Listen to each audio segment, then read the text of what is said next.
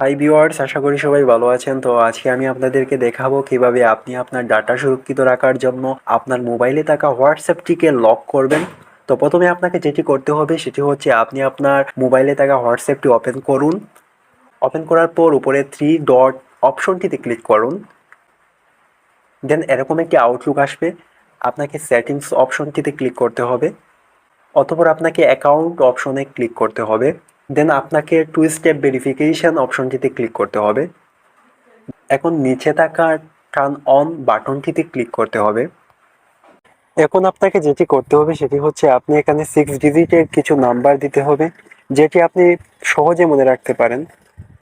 তারপর আবার সেই নাম্বারগুলো এখানে দিতে হবে। তো আমি দিয়ে দিচ্ছি। পুনরায় সে 6টি সংখ্যা এখানে দিতে হবে। অতঃপর আপনাকে এখানে ইমেল দিতে বলবে।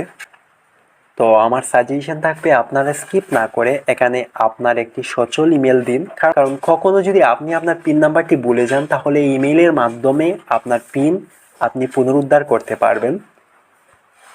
আপনার ইমেল অ্যাড্রেসটি দেওয়া হয়ে গেলে নেক্সট বাটনটিতে ক্লিক করবেন। দেন আপনাকে পুনরায় সেই ইমেল অ্যাড্রেসটি এখানে দিতে হবে। তো আমি দিয়ে দিচ্ছি। দেন আপনাকে নিচের সেভ বাটনটিতে ক্লিক করতে হবে।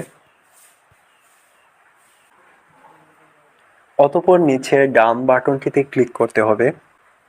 পরিশেষে আপনার টু স্টেপ ভেরিফিকেশন যে লকটি আছে সেটি সম্পন্ন হয়ে গেল।